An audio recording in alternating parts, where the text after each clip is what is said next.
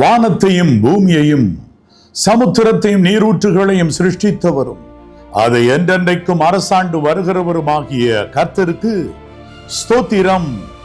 பிதா, குமாரன், பரிசுத்த ஆவியானவருக்கு ஸ்தோத்திரம், ஸ்தோத்திரம், ஸ்தோத்திரம். ஆமேன், ஆமேன், ஆமேன். ஆம், என் அன்பு சகோதர சகோதரிகளே, ஆசீர்வாதம் டிவி நேயர்களே, என்னுடைய ஆவிக்குரிய பிள்ளைகளே, உங்கள் யாவரையும் நல் மீட்பர் நாமத்தினாலே அன்போடு கூட வாழ்த்துகின்றேன். நீங்கள் வாழ்ந்து சுகித்திருப்பீர்களாக என்று நல் மீட்பர் நாமத்தினால் அன்போடு கூட உங்களை வாழ்த்துகின்றேன். இதோ இந்த நாளிலும் ஒரு அருமையான வசனத்தை தியானிக்க போகிறோம். நாமும் அவ்விதமே ஜெபிக்க கற்றுக்கொள்ள போகின்றோம். சங்கீதம் 71:18.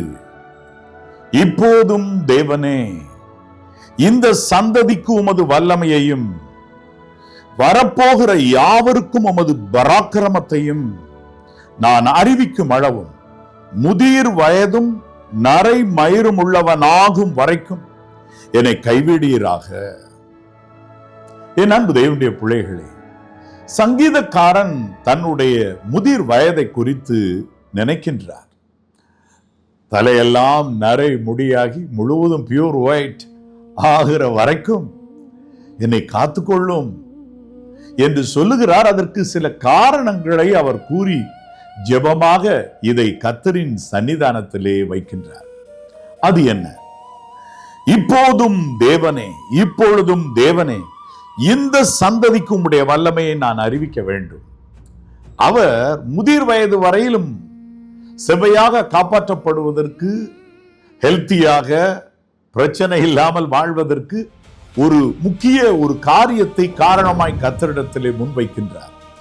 இந்த சந்ததிக்கு நான் உம்மை அறிவிக்க வேண்டும், உம்முடைய வல்லமையை அறிவிக்க வேண்டும். இரண்டாவது, வரப்போகிற யாவருக்கும் உமது பராக்கிரமத்தை நான் அறிவித்து முடிக்கும் அளவும் முதிர் வயது வரைக்கும் என்னை கைவிடாமல் இரும் கர்த்தாவே. எவ்வளவு ஞானம் உள்ள ஒரு ஜெபம்! ஆனால் அதே நேரத்தில் ஒரு நோக்கம், தெளிவான வாழ்க்கையில் நோக்கத்தோடு சங்கீதக்காரன் இருக்கின்றார் என்பது தெரிய வருகிறது அல்லவா? ஒன்று, இந்த சந்ததிக்கு நான் உம்முடைய வல்லமையை அறிவிக்க வேண்டும் கர்த்தாவே. அப்படி என்றால் தாவீதினுடைய நாட்களின் சந்ததி என்று நாம் எடுத்துக்கொள்வோமே. ஆம், சங்கீதம் 70, 71 இவைகளெல்லாம் கோர்வையாயிருந்து பின்பு பிரிக்கப்பட்டிருக்கலாம் என்று கூட எண்ணப்படுகிறது உண்டு. ஆகவே சங்கீதம் 70 தாவீது எழுதினது போல இந்த சங்கீதத்தையும் தாவீதே ஏற்றியிருப்பார் என்று நாம் எண்ணிக்கொள்ளலாம். அப்படி இருக்க இந்த சந்ததிக்கு நான் உம்முடைய வல்லமை அறிவிக்க வேண்டும் ஆண்டவரே. ஆக இப்ப நான் ஹெல்த்தியா இருக்கணும், முதிர் வயதிலே நீர் என்னை கைவிடக்கூடாது, நான் நல்லா ஆரோக்கியமா சௌக்கியமா வாழ்ந்து ஆண்டவரே உம்முடைய வல்லமையை நான் அறிவிக்க வேண்டும். நம்பர் 2, இனி வரப்போகிற யாவருக்கும் உமது பராக்கிரமத்தை நான் தெரிவிக்க வேண்டும், விளக்கி சொல்ல வேண்டும், நான் அதை அறிவிக்கும் அளவும். அப்படின்னா இன்னொரு சந்ததி, அடுத்த சந்ததி. நான் இருக்கிறேன், அடுத்து ஹாரிஸ் இருக்கிறான். ஹாரிஸ் அவனோடு கூடிய ஒரு பெரிய அருமையான ஏஜ் குரூப் இருக்கிறதல்லவா? அதை போல தாவீது தன்னையும் தனக்கு பின் வருகிற தலைமுறைக்கும் நான் உம்முடைய பராக்கிரமத்தை அறிவிக்க வேண்டும், வல்லமையை அறிவிக்க வேண்டும், என் முதிர் வயது வரையிலும் கைவிடாமல் இரும் கர்த்தாவே என்று விண்ணப்பம் பண்ணுகிறார்.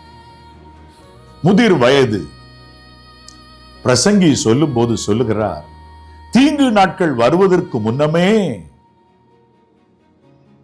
உன் சிருஷ்டிகரை நினை என்று பிரசங்கி அழகாக சொல்லிக் கொள்ளுகின்றார்.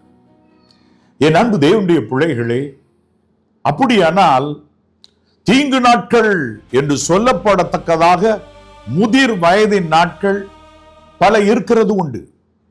முதிர் வயது ஏற்படுகிற பொழுது விட்டமின் குறைபாடுகள் சரீரத்திலே காணப்படக்கூடும். அப்போது எலும்புகளுக்கு தேவையான கால்சியம், சரீரத்தினுடைய மசில்ஸ் எல்லாம் ரிலாக்ஸ் ஆவதற்கு தேவையான மெக்னீசியம் மற்றும் vitamin C, vitamin B12, vitamin D, அதாவது சரியான அளவு நம்முடைய சரீரம் சூரிய ஒளியில் படும்படி ஒரு நாளில் குறிப்பிட்ட அளவு நிமிடங்கள் அவ்வாறு சூரிய ஒளியில் நம்முடைய சரீரம் படாவிட்டால் விட்டமின் டி குறைபாடு சரீரத்தில் உண்டாகும். அதனால் நம்முடைய சரீரத்திலே நாம், அதாவது உணவு மூலமாய் உட்கொள்ளுகிற கால்சியம் எலும்போடு சேருவதிலே ஒரு சில குறைபாடுகள் ஏற்படலாம். ஆகவே இப்படிப்பட்ட விட்டமின்கள் எல்லாம் மருத்துவரிடம் சென்று இதற்கான ஆலோசனைகளை பெற வேண்டும். யாரோ ஒருவருக்கு இந்த கால்சியம் எடுக்க சொன்னார்கள், நாமும் எடுப்போம் என்று இறங்குவது நல்லதல்ல என்று எண்ணுகிறேன். மருத்துவரிடத்தில் கேட்டு அவ்வாறு எடுத்துக்கொள்ளுகிற பொழுது முதிர் வயதில் உண்டாகிற பலவீனங்களில் பலவற்றை தடுக்க முடியும். எனக்கு தெரிந்த ஒரு வயது முதிர்ந்த ஐயா, இப்பொழுது அவர் இல்லை, அவர் கர்த்தருக்குள் நித்திரை அடைந்து விட்டார். ஆனால் அவர் முதிர் வயதில் இருக்கும் பொழுது அவர் வீட்டிற்கு அருகாமையில் அவரை கடந்து நான் செல்லும் போது, ஹலோ அங்கிள், எப்படி இருக்கிறீங்க என்று சொல்லி நான் கேட்பேன். முதிர் வயதான அவர் நல்ல பலத்தோடு இருந்த நாட்களில் நான் பார்த்தேன். என்றால் வயது கூடியவராகும் பொழுது அவருடைய ஒரு பிசியோதெரபிஸ்ட் ஒருவர் வந்து எக்ஸசைஸ் சொல்லிக் கொடுக்க அவர் நின்று கொள்ளுவார். வயது முதிர்ந்த இவருக்கு கை கால்கள் அசைக்க முடியாதபடி ஜாயின்ஸ் எல்லாம் ஸ்டிஃப் ஆகிவிடும். ஆகவே அந்த பிசியோதெரபிஸ்ட் தன் கையில ஒரு தலையணை பிடித்துக் கொள்வார். இதை குத்துகையா அப்படின்னு சொல்லுவார். அவர் மெதுவா குத்துவார். அப்படியே ஆகிலும் அவருடைய ஜாயின்ஸ் எல்லாம் அசைவு உண்டாகி சரீரத்தில் வேதனை இல்லாமல் இருக்கட்டும், நன்கு நடமாடி இருக்கட்டும் என்று குடும்பத்தினர் அவ்வளவு அருமையான முயற்சி அந்த வயதில் முதிர்ந்த அந்த ஐயாவுக்கு எடுத்ததை பார்க்கும் பொழுது எவ்வளவு ஆறுதலாய் இருந்தது. என் அன்பு தேவனுடைய பிள்ளைகளே, முதிர் வயது நாட்களுக்காக இப்பொழுதே ஜெபிக்கிறது வாலிபருக்கு அவசியமா தெரியாது, இளைஞருக்கு அவசியமா தெரியாது. ஆனா அந்த முதிர் வயது கிட்ட போகும்போது தான் தெரியும், அடடா இந்த நாட்கள் எவ்வளவு வேதனையா இருக்கின்றன. காலில் எலும்பு தேய்ந்து விடுமானால் எவ்வளவு வேதனை, ஜாயின்ஸ்ல பெயின் வருமானால் எவ்வளவு வேதனை. அகியா என்கிற தீர்க்கதரிசி முதிர் வயதினால் கண்கள் இருளடைந்திருந்தார். கண்களில் இருந்த ஒளி வெளிச்சம் அது குறையுமானால் எவ்வளவு வேதனை. ஒரு குறிப்பிட்ட அருமையான ஒரு ஊழியக்காரர், வசனத்தை தெள்ளம் தெளிவாய் அவர் போதிக்கிற ஒருவராக அயல்நாட்டில் இருந்தார். அவருக்கு ஏராளமான வயது, அவர் மிகவும் முதிர்ந்த வயதானவர். ஆனால் அவர் மரிக்கும் முன்பதாக வெரிகோஸ் வெயின் என்கிற ஒரு வேதனையில் அவர் மிகவும் பாடுபட்டு பின்பதாக அவர் மரித்தார். சங்கீதக்காரன் ஞானமாக முன்னமே ஜெபிக்கிறார், முதிர் வயது வரையும் என்னை கைவிடக்கூடாது கர்த்தாவே. 2 காரியம், ஒன்று, இந்த சந்ததிக்கு நான் உம்முடைய வல்லமையை சொல்லணும். 2வது, இனி வரப்போகிற ஜனத்துக்கு உம்முடைய பராக்கிரமத்தை அறிவிச்சு முடிக்கும் அளவும் என்னை கைவிடக்கூடாது. எனக்கு தலைமுடி எல்லாம் பியூர் ஒயிட்டா இருக்கணும். அப்படி முதிர் வயது வரும் வரைக்கும் என்னை கைவிடக்கூடாது. பின்பு ஆனந்தமாய் நான் உன் சன்னிதானத்திற்கு வர வேண்டும் என்ற அர்த்தம் பட இந்த ஜெபத்தை அவர் செய்திருப்பார். இதுக்கு முன்னமே அவர் என்ன செய்து வந்தார்? அதற்கு முந்தின வசனத்திலே அவர் சொல்லுகிறார், சங்கீதம் 71:17, தேவனே, என் சிறு வயது முதல் எனக்கு போதித்து வந்தீர்.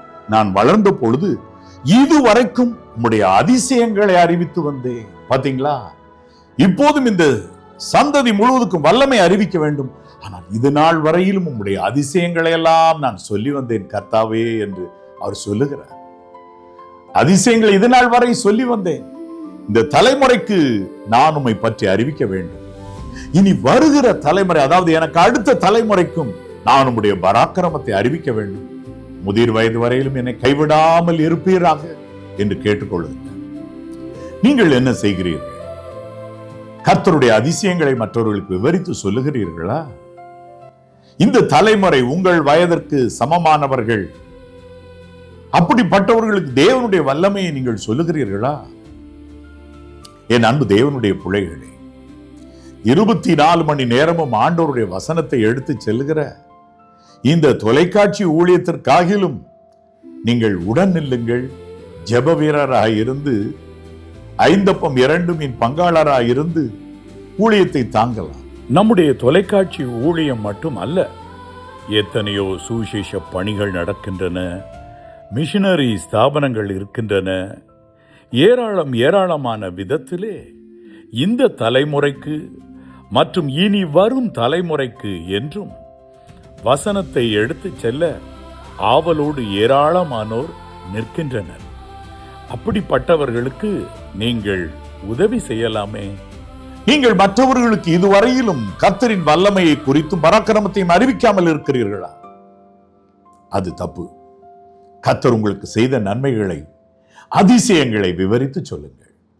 முதிர் வயது மட்டும் ஆண்டவர் அழகாய் உங்களை காத்து நடத்துவார். ஒரு சிறு ஜெபம் செய்யட்டுமா? என் அன்புள்ள பரிசுத்த பரலோக பிதாவே, நல் மீட்பர் நாமத்தில் உம்மை நோக்கி ஜெபிக்கிறேன் கர்த்தாவே. இதோ இந்த அன்பு சகோதர சகோதரிகள் ஒவ்வொருவரையும் கரம் பற்றிக் கொள்வீராக, பிடித்துக் கொள்வீராக, நடத்துவீராக. சிறு பிராயம் முதல் எனக்கு போதித்து வந்தீர் என்றது போல போதித்து வருவீராக. இவர்கள் தங்கள் தலைமுறைக்கும் தங்களுக்கு அடுத்து வருகிற தலைமுறைக்கும் உம்முடைய வல்லமை பராக்கிரமத்தை எடுத்துரைக்கக்கூடிய மெய்யான அன்பை அவருடைய இதயத்தில் ஊற்றும் கர்த்தாவே. அந்த அன்பு இருக்கும் பொழுது முதிர் வயது மட்டும் நீர் கைவிடாமல் இருப்பீர் என்றும் சங்கீதக்காரனை போல அப்படிப்பட்ட விண்ணப்பத்தை பண்ணி ஒத்தாசையை நாடி இவர்கள் நிற்கலாம். நீர் இந்த ஜெபத்தை கேட்பதற்காய் நன்றி. இந்த ஜெபத்தை நல் மீட்பர் நாமத்தினால் நன்றி சொல்லி ஏறெடுக்கிறேன் பிதாவே. ஆமென், ஆமென். God bless you. God bless you.